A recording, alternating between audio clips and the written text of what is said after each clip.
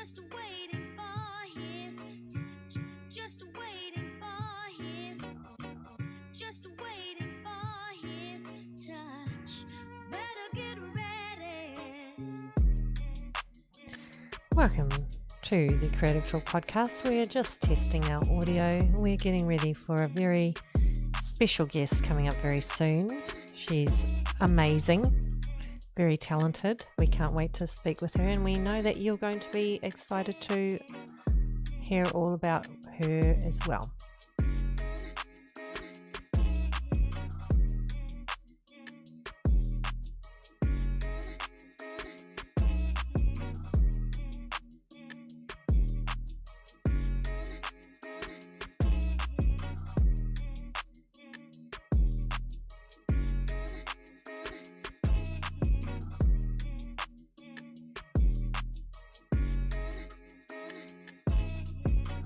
Just waiting for his touch. Just waiting for his.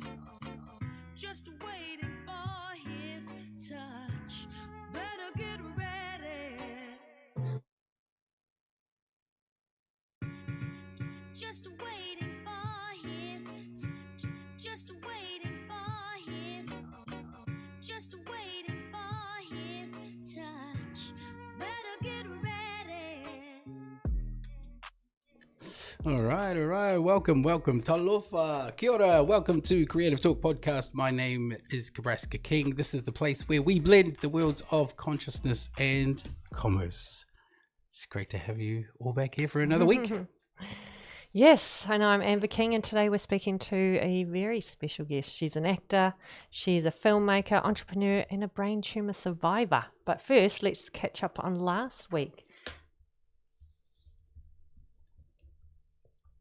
So, what have we been doing last week? Well, we interviewed the lovely Monique. We did. Who was talking all things around Kundalini activation and Yes. all things to do with the practice that she's been training in for quite a while now. Yeah, she's been working in that for like 18 years plus. She's been training, and she Kundalini is a big buzzword out there at the moment, and there's a lot of people that have been doing those classes or they've been having Kundalini awakening. So she actually brought some light to it, which I did not understand. I didn't know about before, which was quite interesting. What was the things that you learned?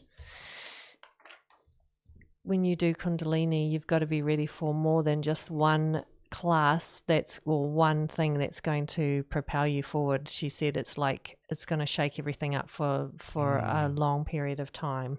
It's the intention side of things, isn't it? It's like you have to really make sure that you have a set intention to do with the work that you're actually going to do when you go through that Kundalini activation, because it's going to lift and bring up layers that you may not even be ready for. Exactly. So it's not something to be taken lightly. It's something that is, an intense thing. Kiko. We've done Kundalini before. We have not done it with Monique though, but I think we should, organize something where we do, because it's something, you have to be ready for it though. That's the thing. Yeah, I think it was awesome just to hear her point of view on not just the modality itself, but all the layers that she helps people lift, because it's a very different modality to your one, which is crystal dreaming, tarot, mediumship, right? Mm-hmm. And it's very different to my ones. It's still very much within that energy space, but it's lifting out of the body, at the same time. Yes. Which she was also talking about how that really shows up for her in her body. With regards to, she will be feeling things throughout the week when the client's about to come and sit with her. She'll be able to feel different places in her body, which is like, it's the same thing that I experienced with hono when sitting with people, or romi, and you're taking people through this journey, but it also helps you to feel what's kind of going on in their world. Yeah. Which is pretty trippy when you think about it, because it's not a normal thing to feel things that are going on in someone else's body. No. I mean, you wouldn't go to, doctors don't feel into what's happening in your body and their body, so it's a very different type of healing. Yeah. What else did you do last week? Oh, what else did we do what else did we do on the podcast? We've got a lot happening, actually. We talked through our recent High Rocks training with Robin, our trainer. Yes. That's ongoing, isn't it? The beautiful world of High Rocks. Yes. We don't need to talk about that anymore. Yeah.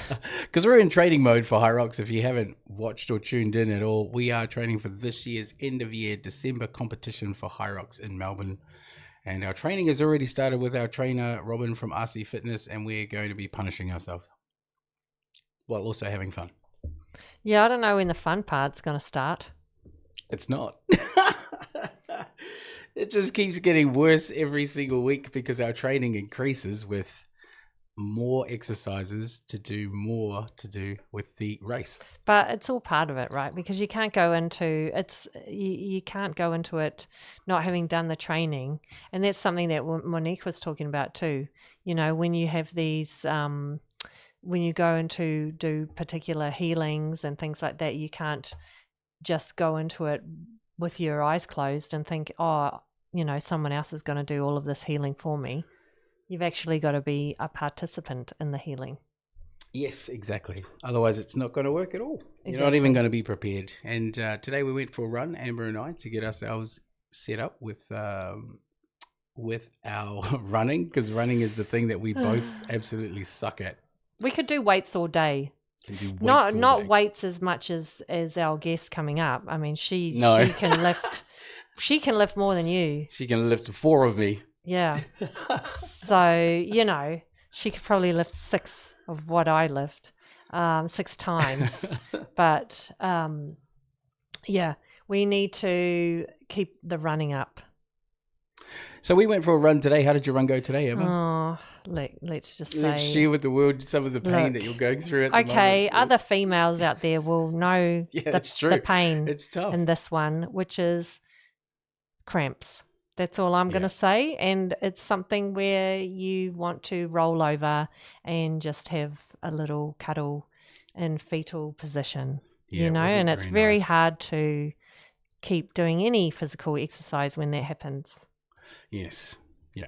But I'm glad, you stuck with me. I did slow your run down.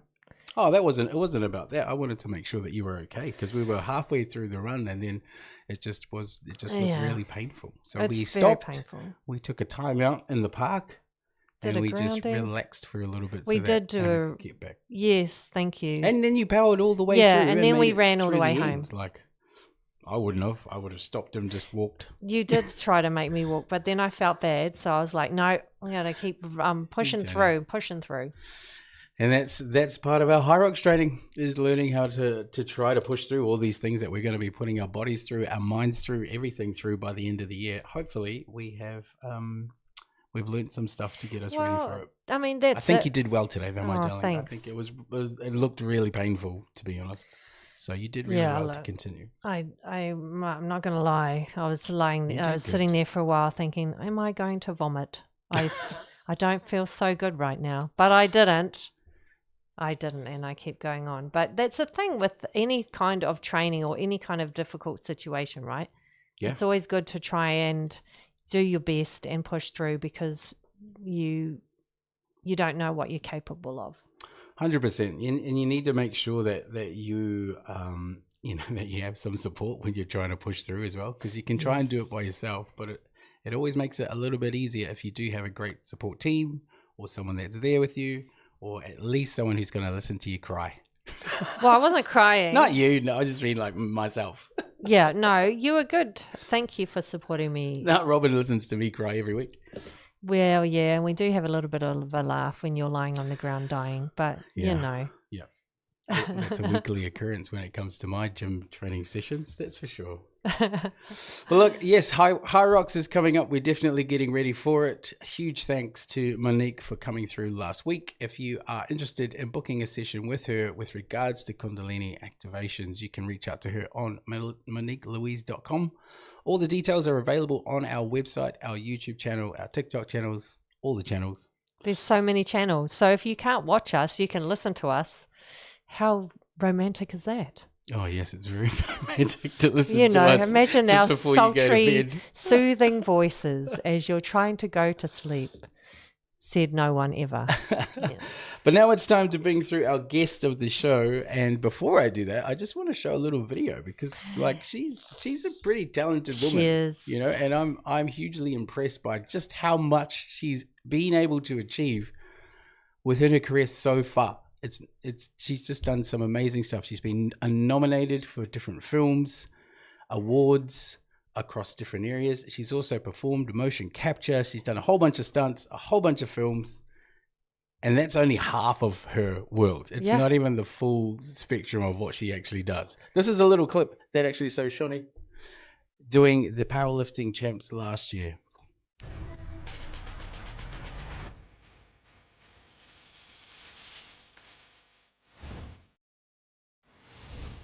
Bust like a whip out of bone. I can't handle no breaks. Your life is out of control.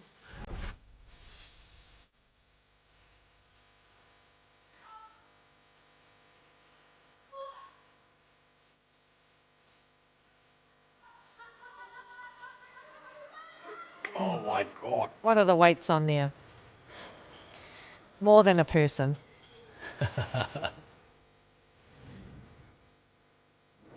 That was the first, I think. Not even the full. Wow.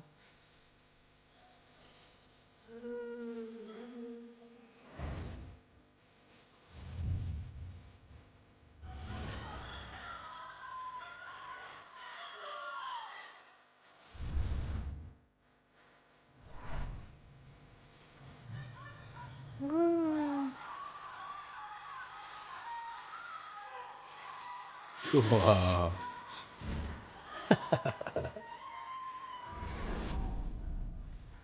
That little part there where she just like pulls back and then when she does her neck roll, because we were there for some of that. We didn't get to stay for all of it. But that was like legit, bro. Oh That my was God. like full on. I was getting tired watching it and I was not even doing anything. So without further ado, please welcome to the show my beautiful, talented cousin, Shonee. How are you? Talofa kia ora. Thank you so much for joining us this evening on Creative Talk Podcast. It's great to have you here this evening. Kia ora, talofa lava. Hello, Kazi. Hi, Lovely to Shonee. be on your show today. What a cool opportunity it is to talk creatively. Thanks for having me on. No, you're so welcome. You're so welcome. And look, first and foremost, I cannot give you praises enough for just the things that you have accomplished so far in your amazing world, your life, your creative world, your sporting world, and all the other worlds that you're bringing together in this one place. You're a busy girl. You're fully busy. If you're not here, sometimes I'm seeing you in USA getting like Elon Musk burgers. It is Tesla, and then the next minute you're like in like a movie and a game at EA. Like you're all over the place. You're all over the place. What have you been up to lately, cuz? I'm a big kind of gal, and there's lots of places for me to go. I know. Being so busy is what we like to call child-free time. Because I don't have any kids, there's a lot of time I can focus on my goals and things. So that's probably why. But separate to that, what I'm working on currently is a few projects that I got in the pipeline. As a film producer, currently working on a project that I hope to screen middle of next year. And get into some pretty cool festivals and do the festival route and see how well it goes. It does have some heritage, some cultural heritage involved, which is awesome. And Pacifica. And I'm just really looking forward to one, being called to go overseas to also be in another game for the company that I work for. So I'll get the call up pretty soon. And then also outside of that, I'm just really enjoying my training. quality time with the fam, you know. Love that. The nephews and the nieces, man, they keep me on my toes. That's it. So, Yeah. Shonee, with all of those things, so you are so much to so many people. You know, you're an actor, stunt performer, you're a filmmaker, entrepreneur, national deadlift record holder, and a creative leader. Which of those roles feels like Shonee? Honestly, I feel like the producer feels most like me now, because producing lets me bring all of those other parts of myself into place. The actor in me understands story. The stunt performer in me understands, discipline and risk. The athlete in me understands pressure, and the tech side of me, the nerd side of me understands the sort of systems and problem solving and all of that. And I think also as an entrepreneur, like, it's learning how to turn all of that into something sustainable. Yeah. Exactly. But yeah, underneath all those titles, like, I'm just someone who loves building things, stories, opportunities, communities, and hopefully a bit of legacy. But yeah, the producer for sure. Wow. Now, you were also raised in a beautiful family, Kazi, and before we go any further, Uncle, happy birthday. I didn't get to see you or catch up with you, but I thought I'd just drop in a big happy birthday from our whānau to yours. And look, being part of that amazing family, it's built on faith, built on discipline. It's built on service, it's built on sacrifice, it's built on determination, courage, all of the amazing things. Which of those values for you still shows up every single day in your production world or in your movie film world? It's interesting because no matter what it is, faith always shows up first for me. It's the thing that grounds me before anything else. It's like before the work, before the pressure, before the titles, before the ambition, all of that. My faith reminds me of who I am, where I come from, and that my purpose is bigger than just myself. And I guess with the discipline that you mentioned, it also helps you bring out that faith and live out that faith every day. Like, I grew up in a family where we kind of just got on with it. You showed up, you work hard, you keep your word, you did what needed to be done, even if you were tired or uncertain or didn't feel ready. You just got on with it. And I think in part that's because mum was army and dad was police growing up, so it was very sort of disciplined and regimented sort of upbringing. And I guess from those two things, all those things that you mentioned, faith and discipline, is how I approach my training and everything else, my work, my producing. But yeah, I just see it as a way to sort of, like, as a form of self-expression. I don't think creativity is just self-expression. It's also, I feel, a responsibility, and a way to serve sort of my family, my culture, my community, and anyone watching who might feel like their story matters too. So yeah, faith first for sure. Yeah. Beautiful. Speaking of culture, so you're Maori and Samoan. Yeah. What aspects of your culture have you had the biggest influence on the person that you've become? Look, the biggest influence I feel like my culture has had on me is the sense that I'm never just carrying myself. I carry, like, my family, my ancestors, my community, the people who don't always get to sit in the rooms that I get to. But being Māori and Samoan teaches you that sort of your identity is also like relational. So it's tied to your family, your land, your language, your humor, even food. Yeah. Your faith, like respect is huge as well. All of it, and that's, I feel, has shaped me into the woman I've become and becoming. Because I feel like I've got a long way to go. Like, as much as I try every day to live out as a true Māori Samoan woman, like, I'm definitely not perfect, but I'm trying. But I also feel like culture has shaped me into like someone that I want to honor like I want to be someone that honors those who came before me and those who come after me. Yep. So I think also it affects how I tell my stories. I don't want culture to sort of be sprinkled on stories. I want it to be, you know, the bones of the works and how I approach it. It's yeah, representation is a huge thing too in my industry because there's not many of us. But yeah, there's almost that the extra pressure of having to, you know, be true to your culture and your values, etc., etc. Because as you travel around, Kazi, from country to country, doing this work that you love, you know, as you were saying, there's not many of us. How many people do you see that are like yourself, Polynesian, Māori, in the creative field, huge geek and tech, you know, specialist as well? Like, how many of those people have you run into on your journey, on your path so far? Not many, hey, especially in the tech world and game development. Literally just me. I feel like I was the only brownie. Wow. And also very rare too to as a woman as well.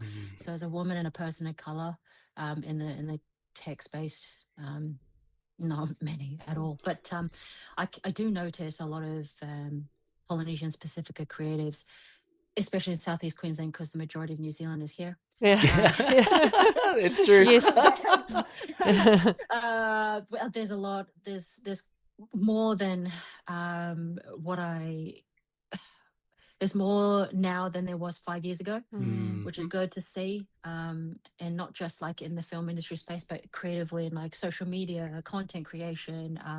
You know, and as an entrepreneur, I'm starting to see a lot of small businesses, medium businesses come through and shine. That's awesome.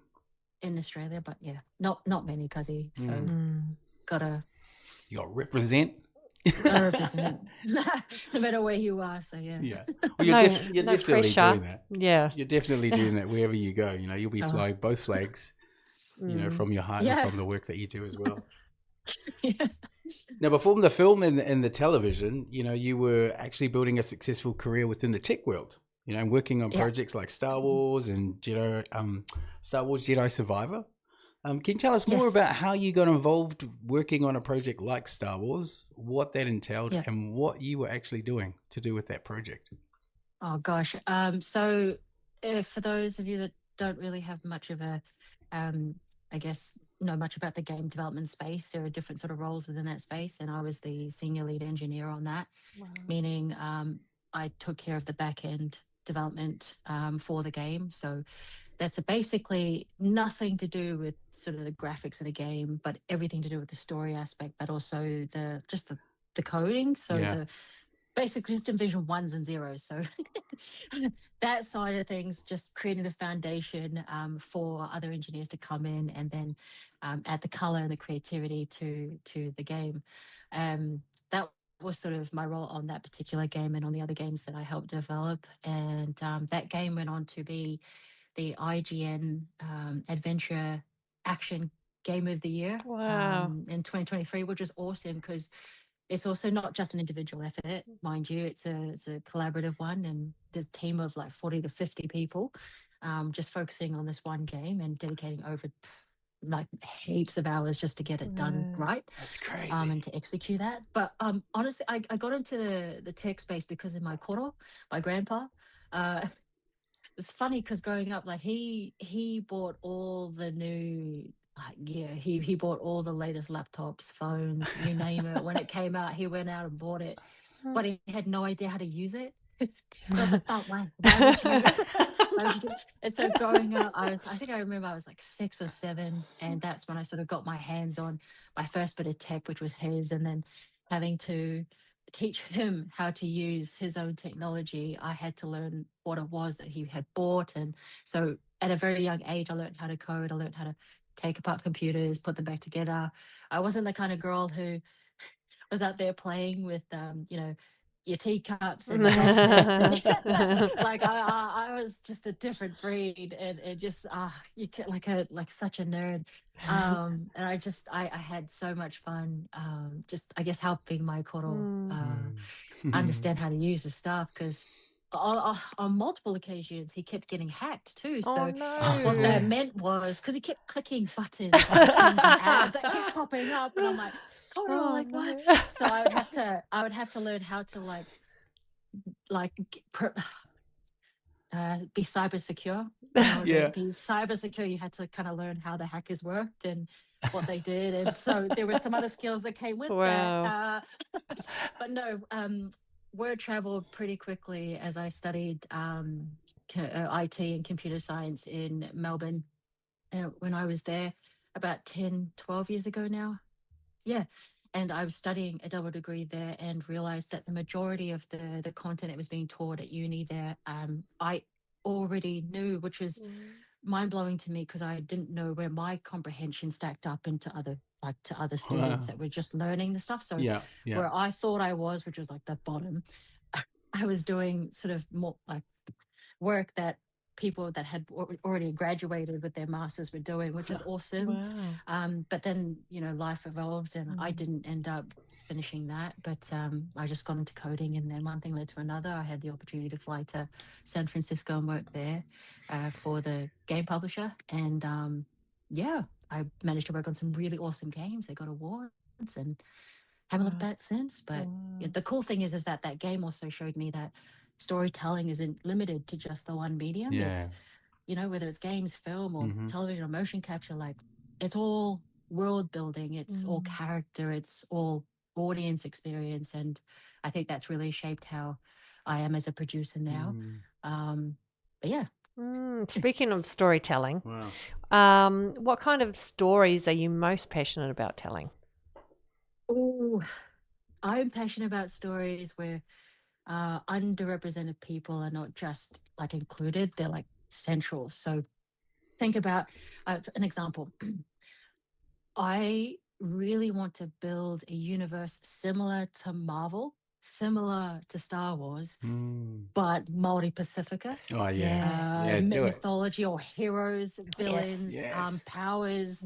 And you take a look at those franchises and think, man, they've done so well, because especially Star Wars, like my dad grew up watching that, and that franchise has been around for decades. Yeah. And it's irrespective of, I guess the whole world knows about Star Wars.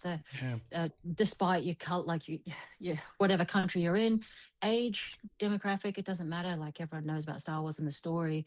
There that everyone knows it's in space and has some idea about it. And so I want to create something very similar to what Marvel and Star Wars has done for the world, but it's like multi-Pacifica people are very central. It doesn't even have to be specifically Pacifica stories as part of this world, but I want to put us as like the main characters, not just background or extras or anything like that. Yes. I also want to showcase our people as not just people that like have gone through trauma. Like we're so funny, but I want us to be like romantic leads, the fun, like the dreamers, the villains, all of it. But no, specifically stories that have humor and heart. I love action comedies. I want to do that one day. But I don't think there's the drama stories that we've seen with Pacifica stories that have come out over the last 10 years. A lot of them are dramas. And they've had an impact, but I don't think impact and entertainment should fight each other. I think the best stories actually do both. Yes, I agree. exactly. But I just want to make our people feel seen, and I guess make audiences like lean forward in their chairs when they're watching the film. So Yeah. Oh, I'm keen for some Mana Marvel, that's for sure. Mana Marvel. Yes. Let's do that. Mana Marvel. It's so needed, It's right? so needed. Because, it's true what you said, Shonee. That whole thing of, yes, we have stories and our people have lived through a lot of trauma, but and it's hard hitting and things like that, and it's important to tell. But yes to those action comedies as well, right? Where it can be a bit lighthearted, and because our people have good senses of humor, right? And a lot of people might not understand that or see that, but we do. So that's right. If you need some people to test your stories on, come to us, because I love that. we will laugh our asses off. I'll hold the umbrella. That's what I'll do, because I'm not. Are you going to go in front of the camera? No, I'm just going to laugh and listen, because if Shonee's got a good idea, I'll be like, yes, do it. No, look, I love that idea of bringing out the aspects of our culture and our whānau that people don't necessarily see unless you are from the culture, and you have family that you grew up with where, you know, just like joking about how the aunties your are. aunties are, or And how brutally honest we are, or how you just have to get up and just Cutthroat. do when they're asking you to go Exactly. do something. Or how you just get need to up do and that. they look at you and then you're like, oh, I got to go, you know. Those moments blended in with like Yeah. a superhero personality that fits that world. Yes. It fits it to a Yes. T, right? It's everything about that Marvel animated version it.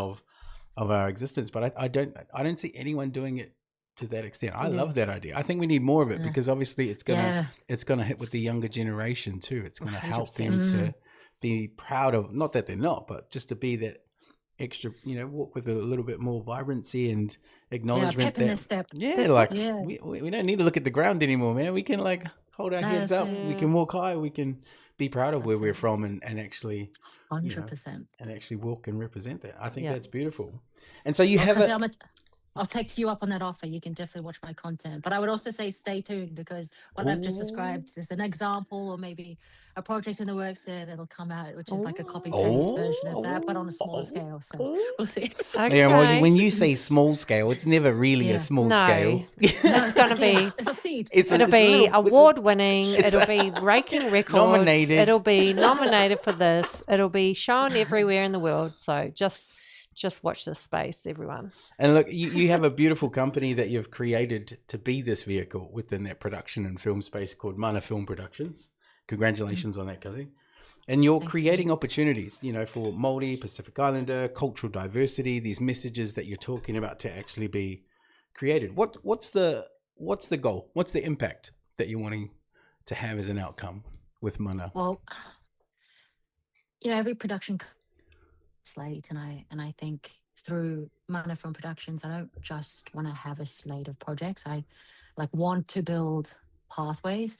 I want Māori, Pacifica, and diverse creatives to see that we can actually own companies, lead productions, and make commercially viable work whilst telling stories that don't water ourselves down. So for me, representation, I say that so much, but it's not just about, you know, who's on screen. It's also who's writing, who's directing, who's budgeting, who's negotiating, who's making those key creative decisions. And I think that that's where real change happens, because when I'm in those rooms, there's not many Māori Pacifica creatives that I come across that are in those key creative roles.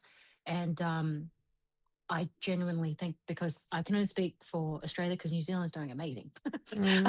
But especially within Australia, I don't think there are any sort of programs to uplift and support Pacifica creatives to be in those key spaces. So through Mana, I want to, you know, create those pathways and make it real easy, real simple for them, one, to be found, and two, for those people to just know that it's like safe to reach out and come through and be taught and be mentored.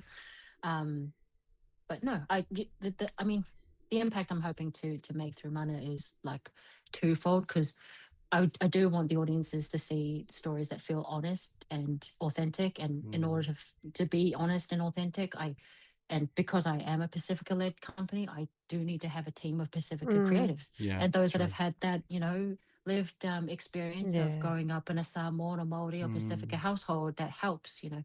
So I know for me, I'm Māori Samoan, and I lived for 13 years in New Zealand and then moved over, and I've lived the rest of my life here in Australia and a few years in America. But if I were to compare myself to one of my younger cousins who grew up in a, you know, heavy Samoan household, she knows the language, she knows the customs, she knows the, you know, what to say, the manners, the mannerisms, the respect language, that like she knows everything to do with the culture. And if I'm out here saying, look, I'm a Māori Samoan company, that's great.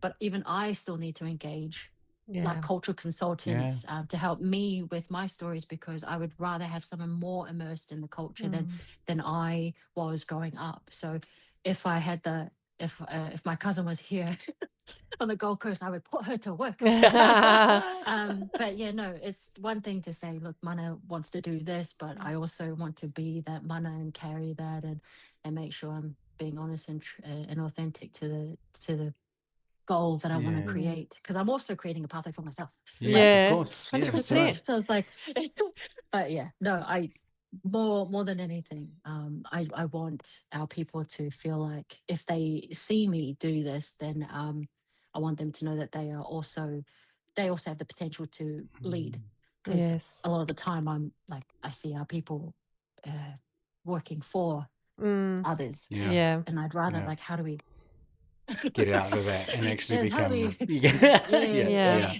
Totally. Yeah. yeah Exactly. totally get You're it. you're taking on a big responsibility there, because you're not only being that role model No. for others in the Māori and Pacifica communities, but you're like the driving force behind it. So, it's a big thing that you're taking on, and it's like, how do you balance all of that? Because you're balancing that responsibility, but also the representation, the purpose and the impact, while still running a successful business. Yeah. How? Because we know in this country money talks, and you don't want to lose your values, but yeah, how do you balance all of that? Well, the honest thing that I can say is that I'm still learning how to balance all of those things every day. But something that helps that helps me balance everything is remembering my purpose, and understanding that my purpose is the compass, and my business is like the engine. And so if the engine doesn't work, then the purpose can't travel very far. Yeah. Yeah. So I True. try to think about both, in the sense where, like, when stories come across or are submitted to me, I think about, okay, why does the story matter? Who is it serving? Who's being represented? But also, who's the audience? Who's the market? How do we finance it? How do we make it sustainable? And how do we make that work strong enough to stand on its own legs, and not just it be a story that's meaningful to only Pacifica? Yeah. So I also don't think that cultural work should be expected to survive only on passion. I think it deserves, the strategy, the structure, and the commercial thinking too. But no, that's, yes, something that I'm really passionate about is proving that culturally grounded work is and can also be commercially strong Yes. and appealing. Yeah. So understanding that that's my purpose, and making sure that the engine runs alongside that is hard, but it's it's worth it. It's worth every minute I put into it. It's worth it. Because it's a duality that you're bringing together, isn't it? It's like the polar opposite almost in some respects that you're bringing together within your creation, which is, it's very unlike that to have that in the creative field. You normally just have one facet, one direction, one outcome, but you're actually blending multiple versions, multiple stories into this one thing, and trying to balance all that out in one way is just that's a lot. That's a lot.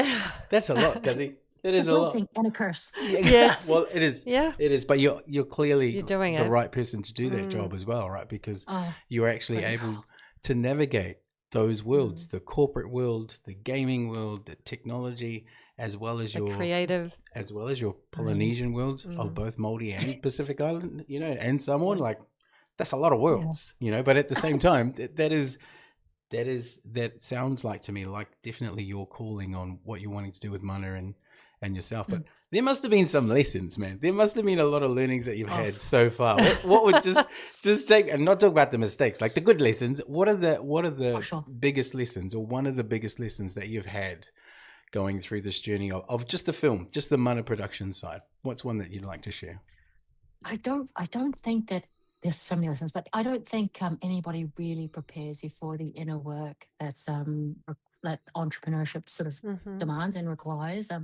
I think, like, you think you're starting a company, but really you're actually confronting a lot of fears and self-worth and your relationship with money, or your boundaries, discipline, your confidence, and your ability to like keep going when no one's clapping. And that's honestly the amount of times where people say to me, they're like, "Oh, you're doing so well," and I'm just like, I don't think I am. Just like because there are these milestones that I'm looking to achieve, Yeah. and day in and day out, I'm just chipping away at it with my tiny teeth,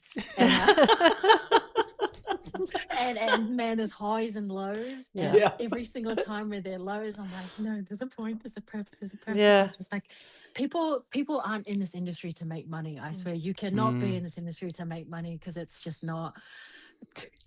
That's again part of the goal, making this lifestyle, this purpose of mine sustainable. That's definitely the goal, but it's starting off, it's going to be a bit rocky, and I think that's the same with every business, to be honest. Yeah. But Yeah.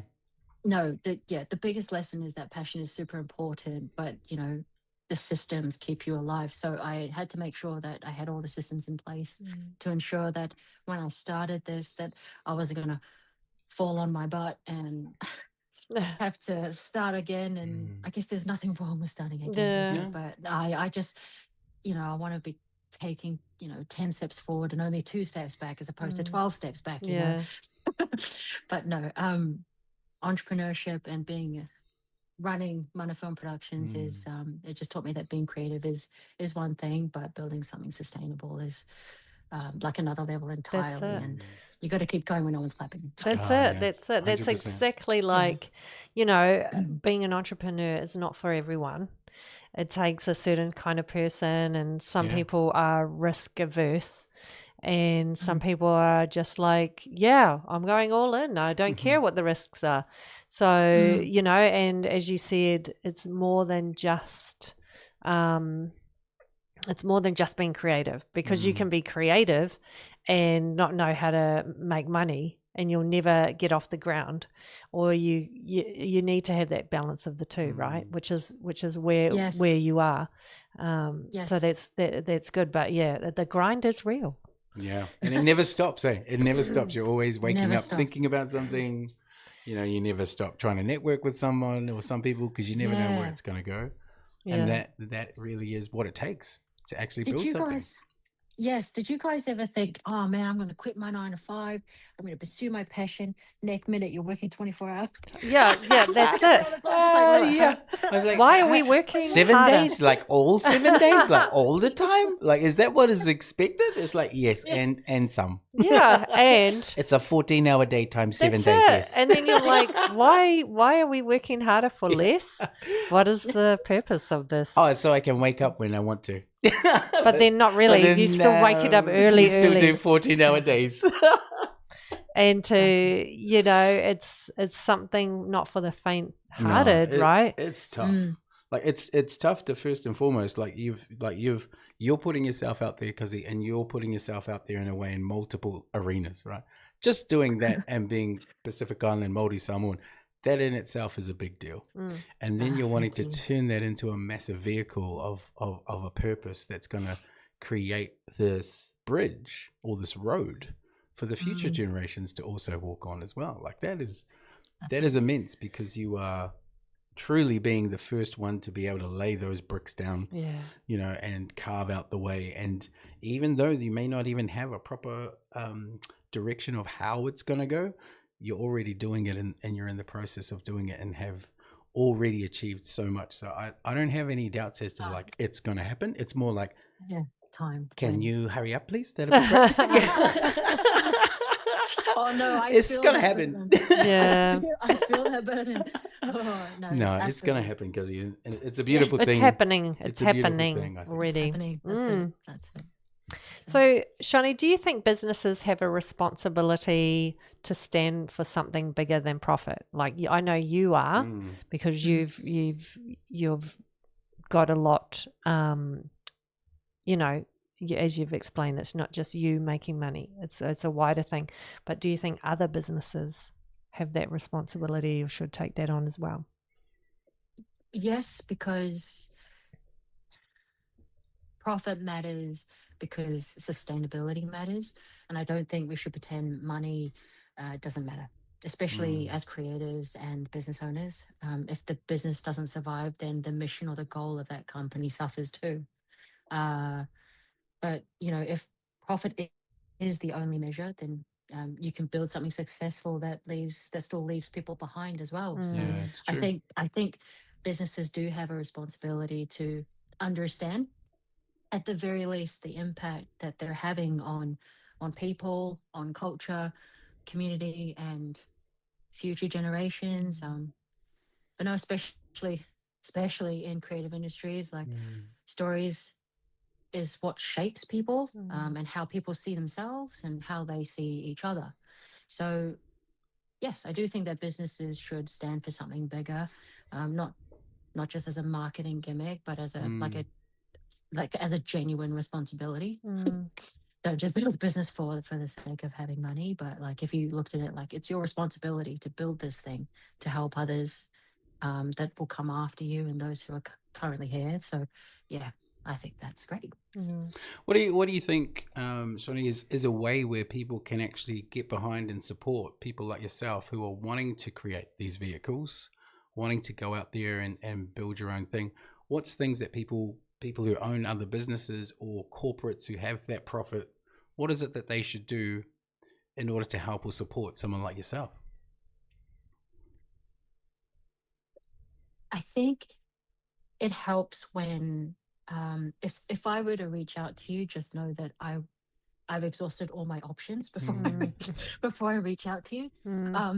And I know that locally I am very supported by at least the Gold Coast City Council, my state body, Screen Queensland, and just recently for another project, Screen Australia. So that all the support that I'm currently getting from them are all government based. And I think outside of that, if I have projects that I want to film, whether it's in Queensland, Australia, New Zealand, if I were to reach out, I know that if people just were to get to know me, rather than look at the sort of the credits that they're behind me, when they compare like maybe other clients or people that they've worked with before, I know that I tend to work with people that I trust and who are good people, irrespective of their experience. And as long as they have the right attitude and the right mind frame, then I'll work with them. And so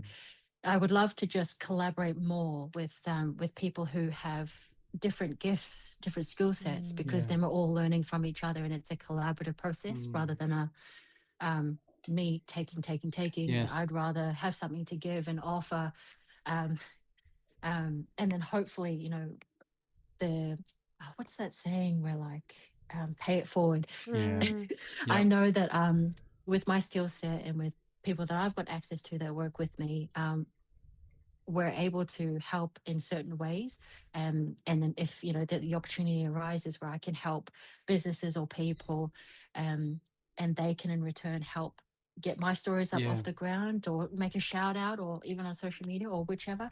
Like it could be something really small, could be something really, just whatever they can do within their means. And I like to think of it like how in the Māori culture there's the idea of when someone passes away, you have to give a koha, which is basically for the family giving a koha to the family in need. It's usually whatever they can afford or whatever they can give.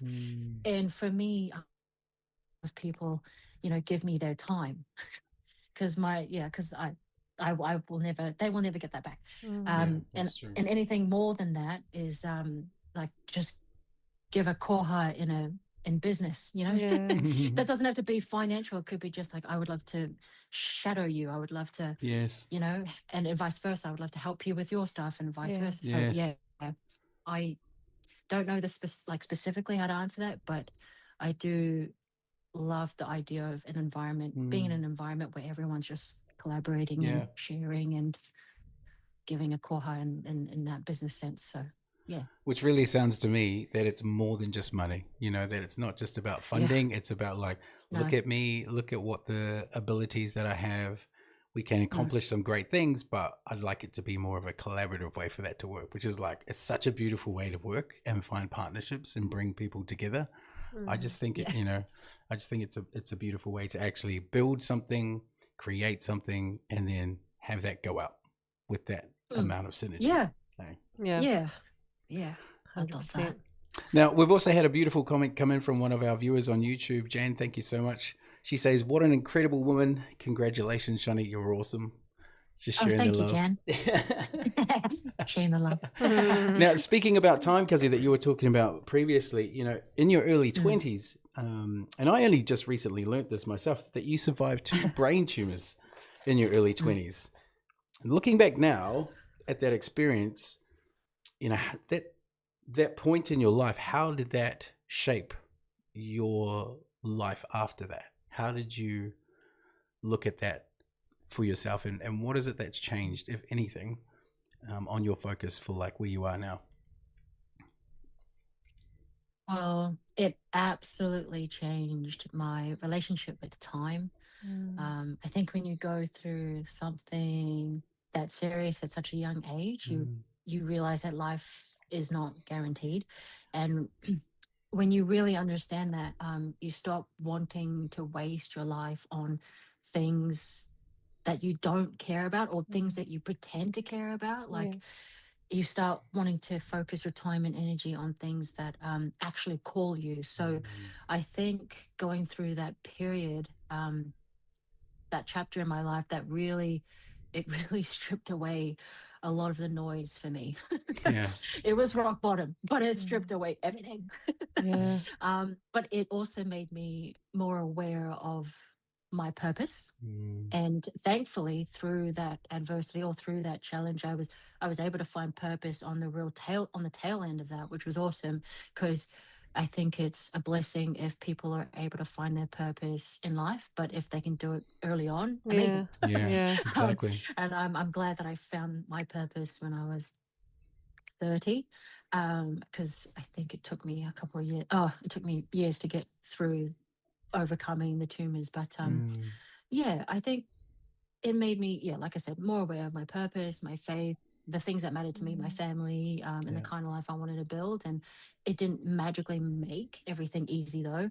Like I still had to work, heal, grow, fall, start again, and figure things out. But it gave me a deeper reason to keep moving. And I think it also made me realize that if I am still here, then I want to do something meaningful with that. And that's how, yeah, my purpose and my calling, all of that. I do that every day. And if I were to pass away tomorrow for whatever reason, because tomorrow is not guaranteed, I would be happy. Because honestly, day in and day out, ever since then, ever since I got the all clear, it's just been nonstop and loving it. Yep. Yeah, that's amazing.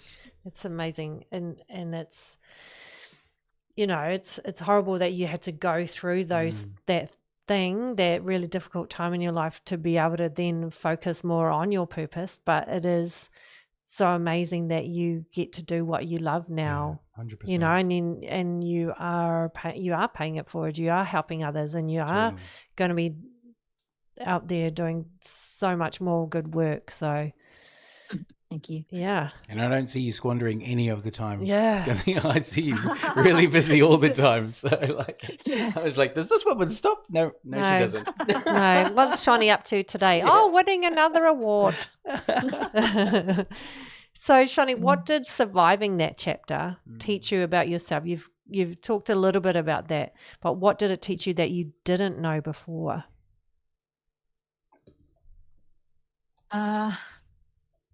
It taught me that I can say this because I've gone through it, but at the time I didn't think this, but it taught me that I'm stronger than I thought, but also softer than I thought.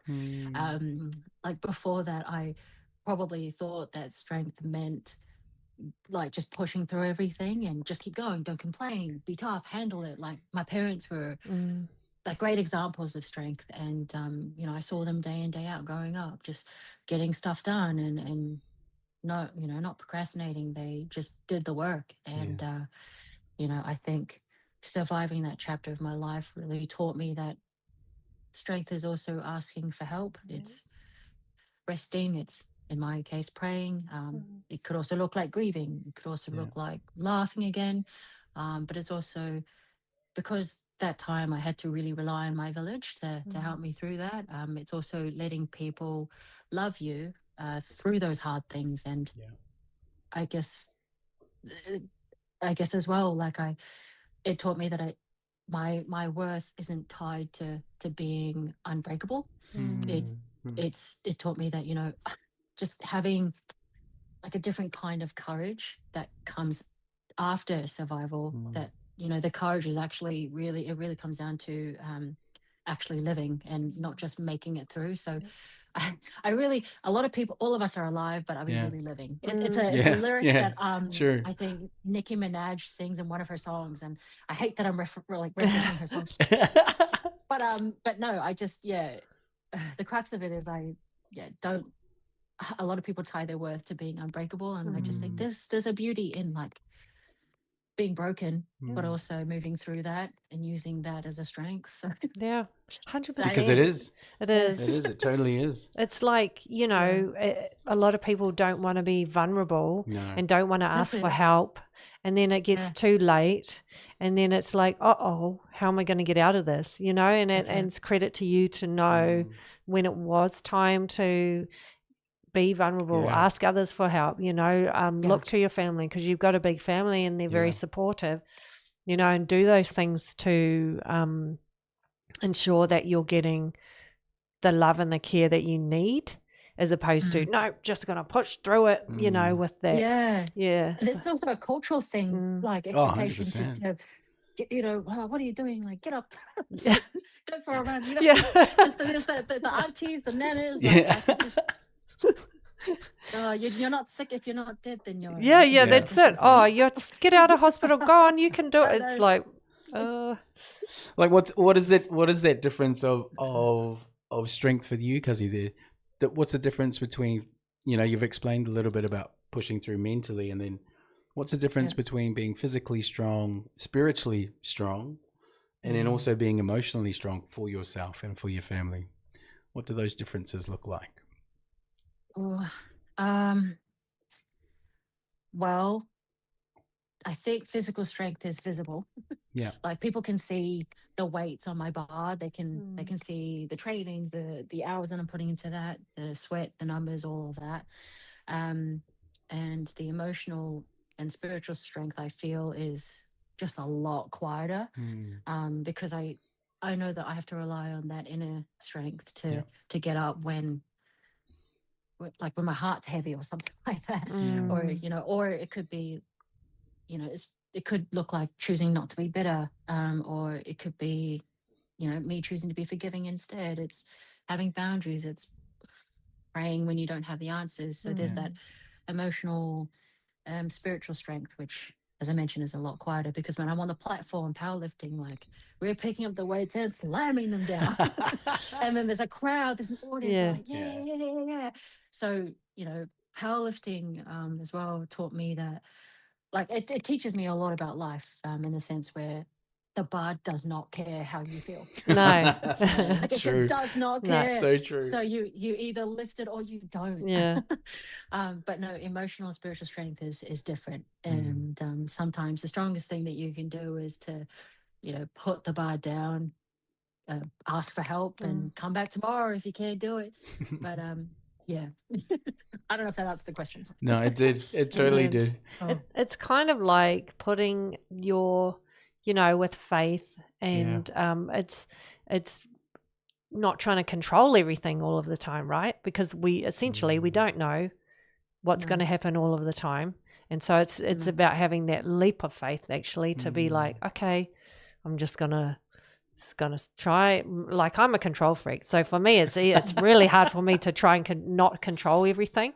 So I feel like how, you tell me how you were, and through those times where you were just like, were you like, I'm going to control this, or were you, no, I'm just going to let it be how it's supposed to roll out?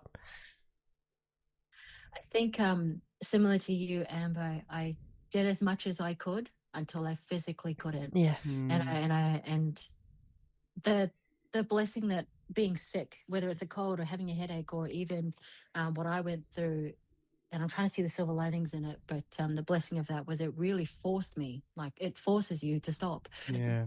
And at the time I didn't know how to do that properly. I didn't know how to rest properly. And I just felt like if I was resting, I wasn't productive, or I wasn't, and even now, if I get sick, I just feel like I'm biting at the bits to get out of bed and and do what I need to do. But I think for me, knowing that I'm not in control because I know who's in control, gives me a lot of peace, Yeah.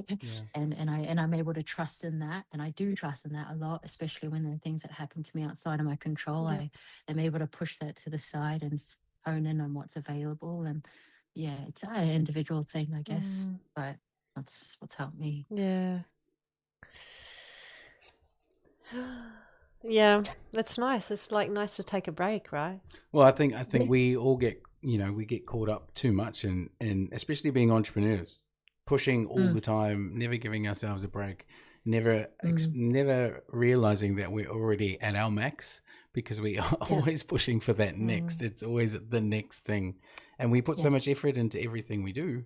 You never know how far you're actually pushing yourself. So stepping back and giving that time back, whether it's spiritual, physical, emotional, to allow yourself to have that break.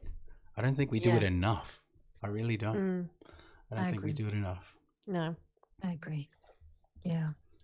Now, I Shonee. definitely. Oh, Oh, sorry. You go. No, you go. No, I've been yapping too much. You go. So, we know you're very talented. You were recently named Gold Coast Screen Professional of the Year. What did that recognition mean to you personally? Well, at the time, I didn't think I was going to get it. Really? But yeah, like I was told that I was nominated.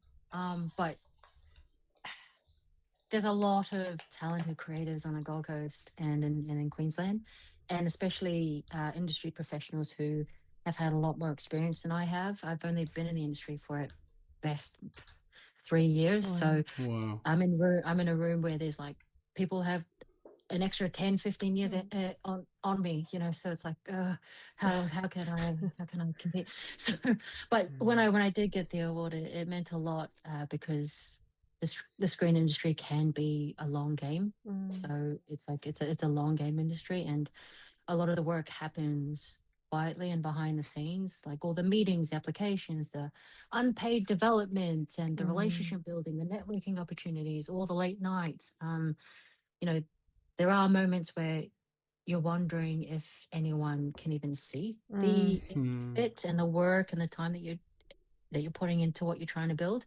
Not that that's what I'm about, but yeah, just being recognized in that space kind of felt like a reminder of that the work is being seen.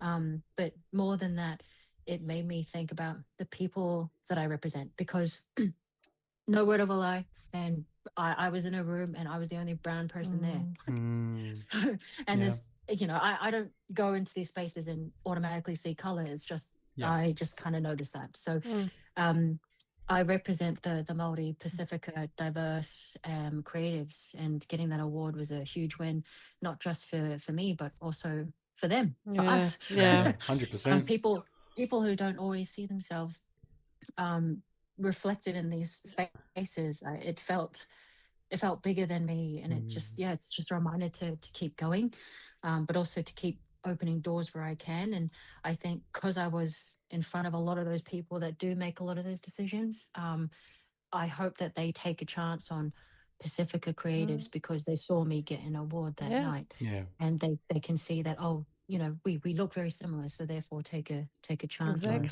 my culture, my people. So I don't know. Yeah, absolutely, Kizzy. And have you noticed, good things coming from that already? Have you, and what opportunities have come your way?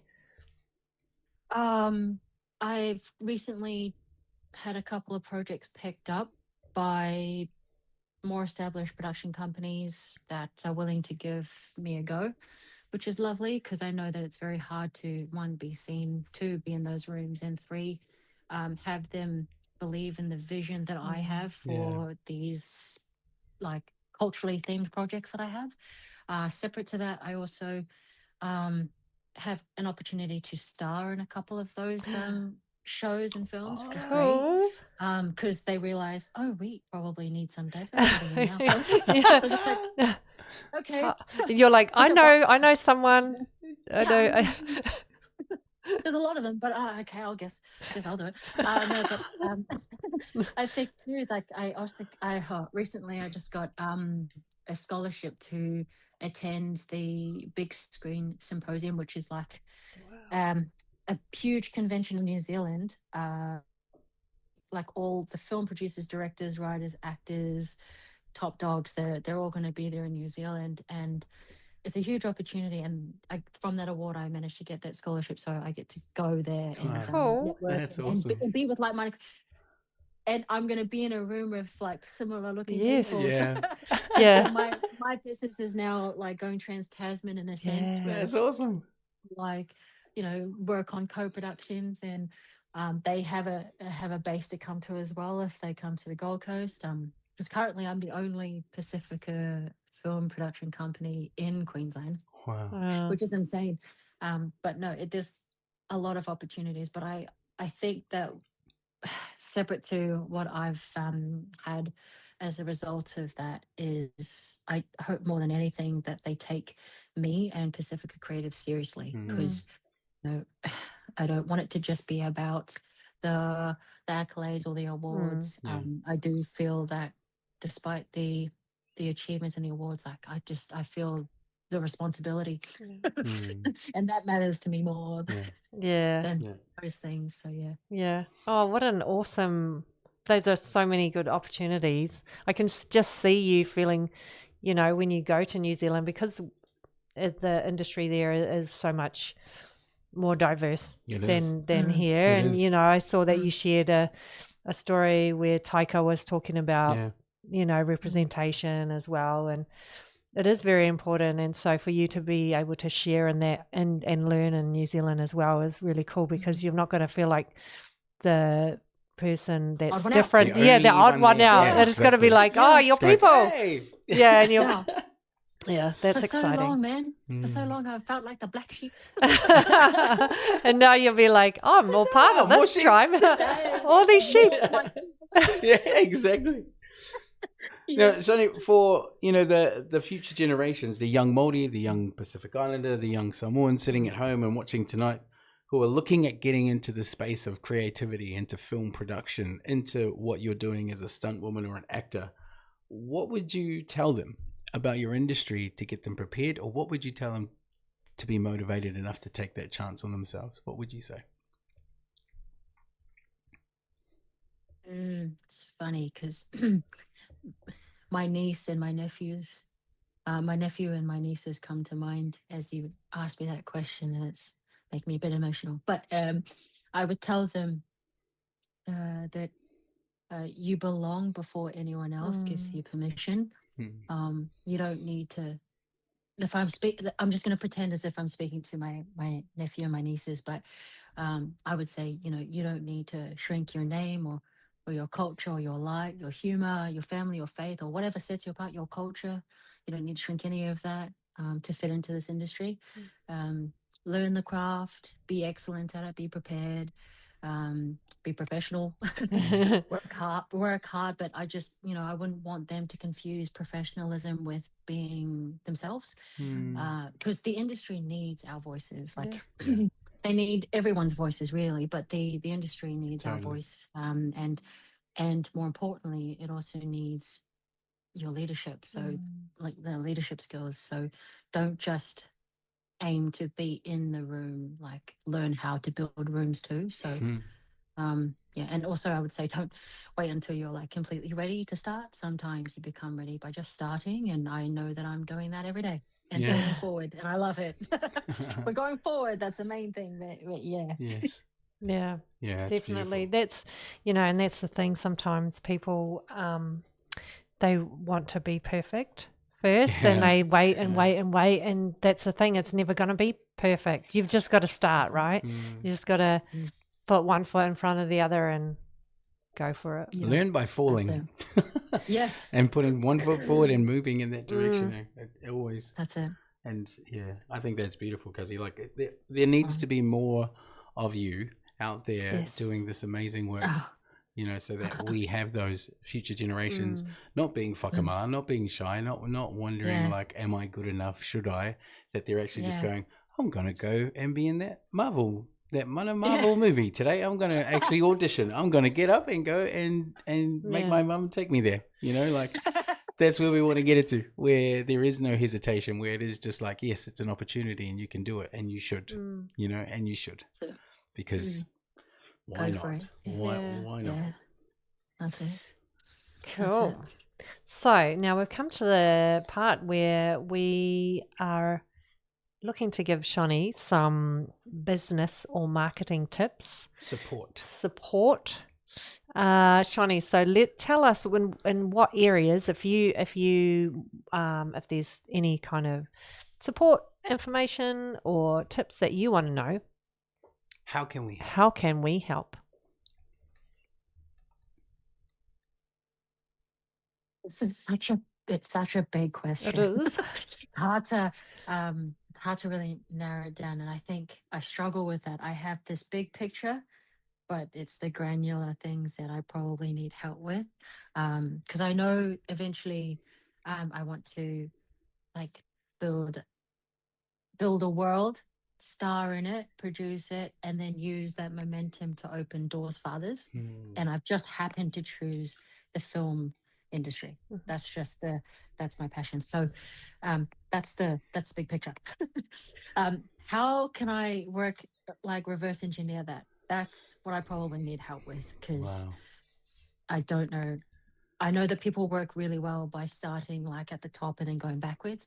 And I'm out here probably just happy that I've started and building, but building here, doing this, doing that. So I think if you guys know how to help me reverse engineer the legacy that I want to build, then that would be great.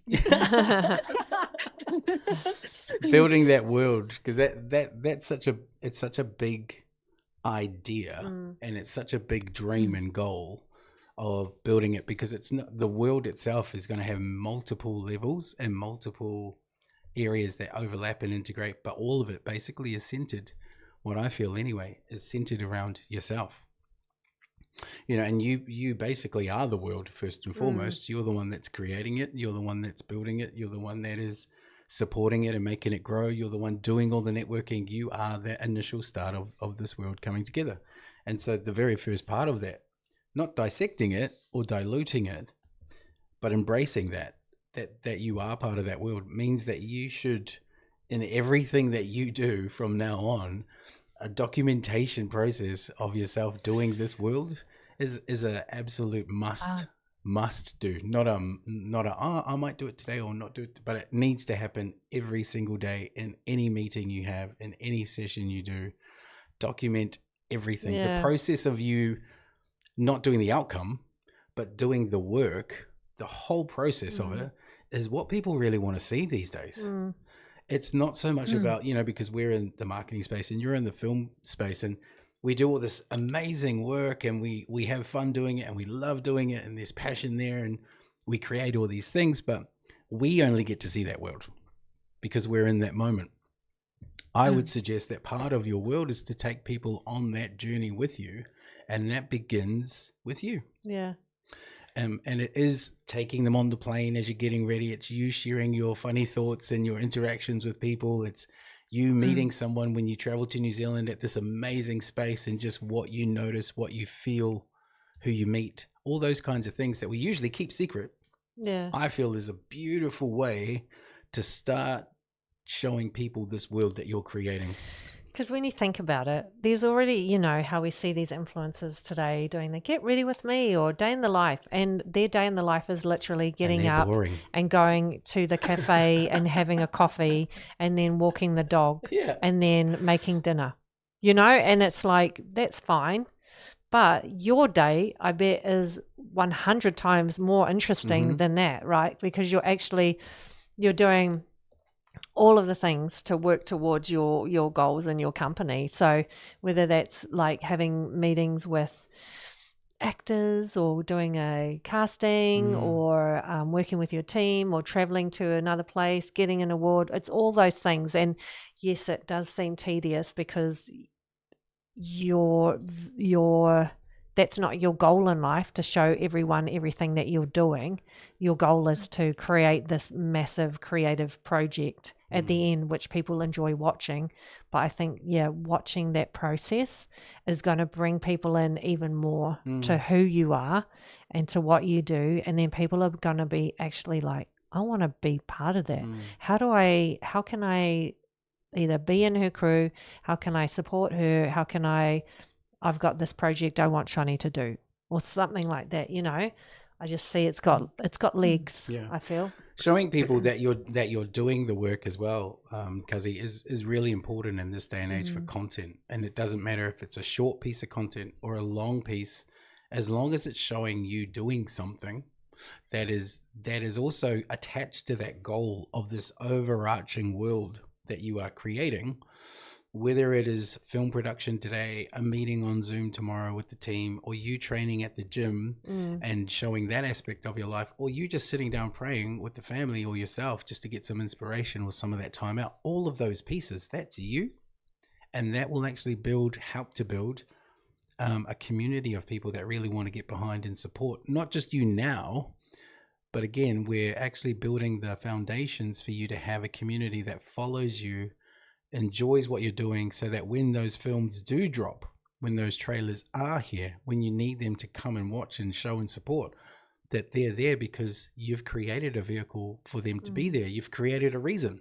You've shown them the journey without actually having to, produce or film a full journey like how we normally would in production or film.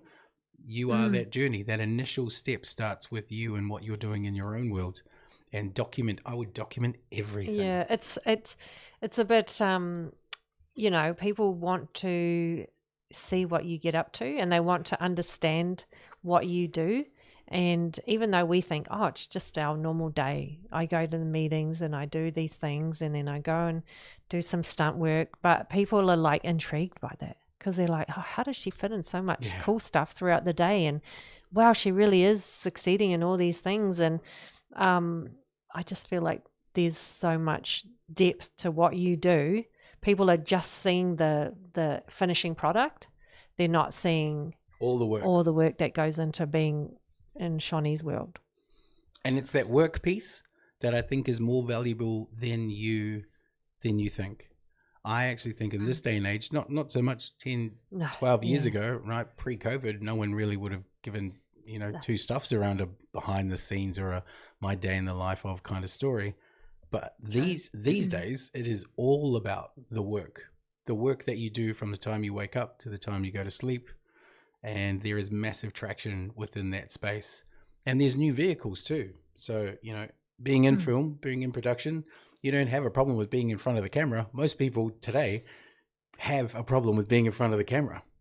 And they stop themselves from doing the content because they don't have that normal approach of like, I'm no different whether I'm on camera or off camera. We know from spending time with you, you're the same regardless, right? And you have this way of being comfortable in both.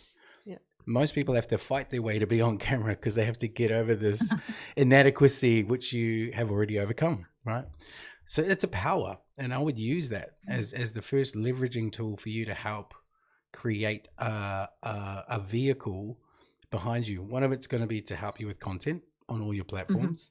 The other one is going to be about building a community of people, a tribe, of people who will actually love what you do and they follow what you do, and eventually they will support what you do. And then these people who love and watch and support you will be part of this world as well. They'll be that tribe, they'll be that community. And when you put the call out, they will come. And they will support, and they'll show up at the film. And that's what you want to build as part of your world too. It's not just the work. It's not just the film. There is another piece here that you can add. Exactly. It's not just likes on a post. It's actually people coming to support you in person and being like, oh, I can get on board with this. Yeah. And that's the other thing. This content piece, this strategy around how to help you dissect this world and build it back into this big piece. It's not even about the views. It's not even about like in the initial phases of, it only got 200 or 20 people look or 10 people look. So what? It's not about that in the beginning. It's about you just producing content on a regular basis that people can see your journey from whatever aspect you're wanting to show. And there are a lot now. There's a whole new category of people called in real life or IRL streamers who literally do not turn the camera Oh, off. yeah. They're, Yeah. they're Yeah. literally on for like 10 to 12, 14 hours a day doing And not, they're I'm not saying you doing do no- that yeah, because that's like yeah. that's a lot. It's a lot. It's like, yeah, I don't want to see But- me having yaps with my sisters and we're letting it loose. And But you don't know, that kind of content might actually like go viral. You never know. But I'm just saying there is this whole new generation of people that just love watching people do stuff. Yeah, and You know? your stuff is interesting. And your stuff is really Some interesting. of the things that people are watching, I'm like, that guy's just like walking at the mall. Why is that interesting? Or they're just sitting in a car driving for 8 hours in America, like, and they just have the camera on the whole 8 hours while they're Who's playing watching songs. that? And like, it's not what we think it is, which is elaborate and produced and really high end, and this kind of content matters to us. No one really cares when they're watching the behind the scenes stuff or in real life stuff. Yeah, So I especially think these young ones. less- These young ones these days, they don't care about the quality of the videos. But not saying you do low quality stuff Yeah. anyway, because I've seen your stuff, because it's It's amazing whatever you push out.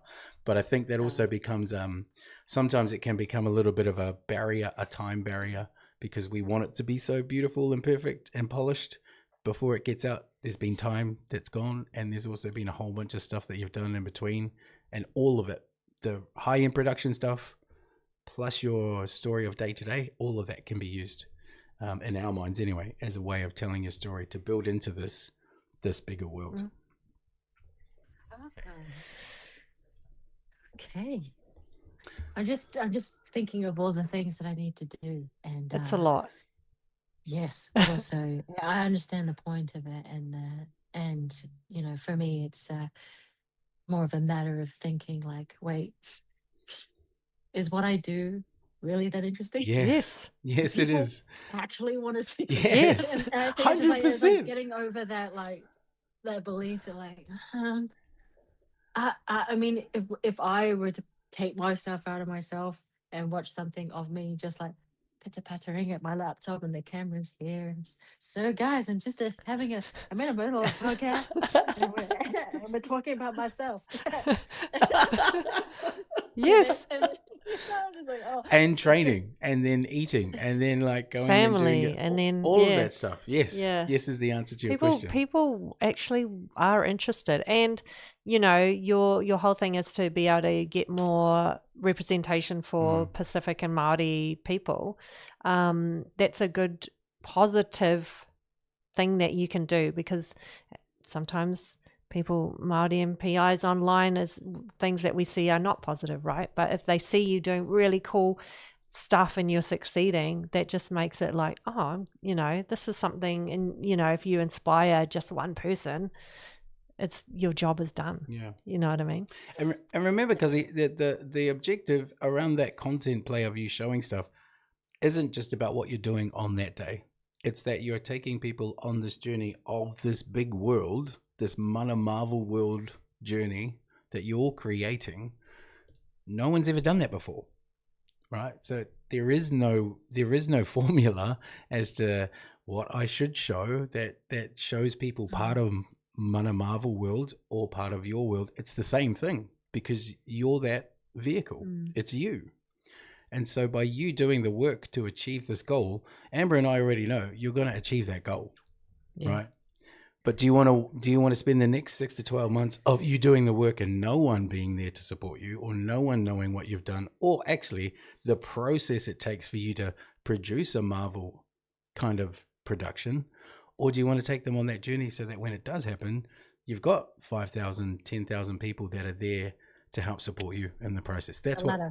That's it. It's a bridge. It's a ladder, and it's all there to support you in the most genuine and beautiful and authentic way that it possibly could, because you, being the driving force and the creator, that's what you're showing. That whole piece is 120% you, your creation, your idea put into this world, and people can follow and be part of it. I'd watch it. Every single piece, I feel, is an important piece. Even if you think it's stupid, I still think, because we're going on this road of what you're really trying to build. Yeah. I think it's worth showing. And it can be, and it's all those parts of you which are in the quiet time, at training, with family, stunt work, acting, it's all of that. It's all sides of you It is. that people want to see, not just the go training or go acting and film production, but it's like a holistic view of who you are. It's the total Shonee, let's say. I'm glad you didn't say total package. That would be a bit cheesy. Shonee is great. That's great. Thanks, girl. Thanks, girl. I appreciate Now, that. what's the other sides of this world that you're managing at the moment with regards to building this world? What pieces are you putting together, or what pieces are you jumping from? One day I'm doing this, the next day I'm doing that. Like, what's kind of going on within your week, your month at the moment with regards to your business? So at the moment, and we had a chat about this actually Yeah. a couple of weeks ago and recently, my website is in the process of being built. And I think, for me, it's again, like it'll be built. And when it's built, it's out there and I can start pushing that. But the reason why it's taken so long is just because I want it to be perfect. And there's no landing page. But anyway, I digress. So that component of exposure, so that alongside like the social media pages, making sure every platform sends the same message in relation to my company and also the services that I offer. I want there to be like full transparency as well across all platforms. And I also want to be able to grow that awareness somehow. And I think what you touched on is a really good idea about what to do next, because I remember, I can't remember who told me this, or maybe I read it somewhere, but I feel like when it comes to your business or whatever you're doing, people actually don't buy the product, they buy you. Yes, Yeah. you. And so, Yep. and I think you guys sort of live by that. And anyway, I do want that to be, and that's why I agree with what you guys are saying, which is to do the content piece and to showcase the days that I have. But there are days where I could be working nonstop for 12 to 14 hours, and that might look like, because in my mind, work is get up, train, and then I go to my second training session. So there's the first training session is like is cardio CrossFit, and then the second session is powerlifting. And then so my training is done and out the way at the beginning of the day. Yeah, perfect. And then from there, I can use the most productive part of the day for me and my brain, which is straight after training. I usually have a really good power hour of 4 hours worth of just solid, like go, tasks being accomplished, things are done. And so that's just me pitter pattering at the laptop. Not that interesting. But there are days where I have to do like location recce's. So what that means is when we're going to have a look at film locations, I drive wherever I need to go to, pull up, meet with the rest of the crew or the team, and then we just scout the location. It could also look like going to meetings. And a lot of the time as a producer, it is just meetings and Zoom calls and emails. And because that's like the logical side of me that's taking over, I love to separate myself from that and do something actually fun in the creative space. So that's where acting comes into play.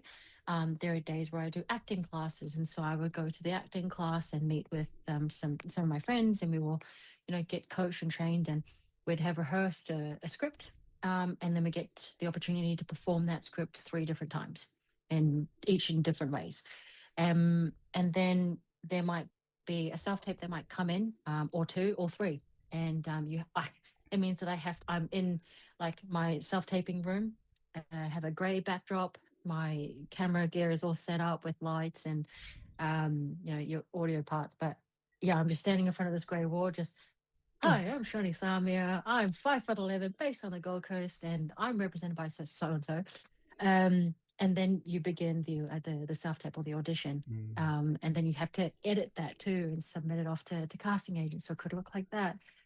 But I do carve out some time for family, because I know that spending time with my family always makes me feel very fulfilled. And also I'm working on quality relationships that I know will be there forever. And spending time with my sisters nephew and my nieces means so much to me. The blessing in that is that when I do go and train at my brother's gym or even with my parents, like it's still quality time Yeah. with family. So Two that's like birds with one stone. two birds with- Yes. which is what I love. I love to do that. Find opportunities where it's like two birds with one stone. Yeah. But then there's stunt training as well, which is Friday nights, which I do at like a gymnastic gym, and powerlifting training has taken a bit of a backslide just because my priority has been on some film projects and things. But that's okay. Yes. Yeah. But no, that's a So general day to you're day. not busy at all, Shonee. You're not No. busy at all. Got There's time to nothing. kill. There's nothing to film. But do you see? Because like when you're talking to me about those different areas, that's your world that you have. That's your inner peace, your inner world, your supportive network, your family, your way of being. That world that you have. That if you were to show pieces of that world, that actually allows you to go and create Mana Marvel world, right? So there's a synergy between those two worlds, and at the moment, all we're waiting for is to show this Mana Marvel world. When actually both of them, they matter, because that's how you became the creative you are. That's who supports the creative person. That's who supports and gets behind the sports person, the strong mentality and support and love and aroha from your family. That's a component as well, and if you want to show these pieces of you, to do with your business, your services, your content, your transparency, the way that you do things, the way you think about things, this content piece of you sharing your own private world is going to naturally do that. It's going to naturally do that. And the hardest part, I feel, is getting away from it has to look perfect. Because it can just be shot on your mobile phone and posted, and that's it. Get it out there and just post and do it. And that might be onto something. Because it's not the final production stuff that we're doing. That's going to be your business stuff. That's going to be your Mana Marvel stuff. That's going to be your Mana production film work stuff. That's you as an actor when you do your performance and you're doing your work as well. That's that high level, that high grade level. Yeah. This is real life stuff that you shoot on the fly when you're in somewhere doing something, sharing something that gives people that insight, that work, that connection with you that can only be done by you. Only be done by you. There's no one else that can do that piece. And I feel there's so much value in that because it's missing. It's like we see you at the beginning and we see you at the end. Beginning and end. In everything we do, it's always a beginning and an end, but the process is so powerful. I really do think that's the piece that'll bring this world together. Thank you. I think we could all have a chat later about how to, because I'm also a private person. So it's just like a lot of the stuff that I do is like, I don't know, I only put out what I want people to see.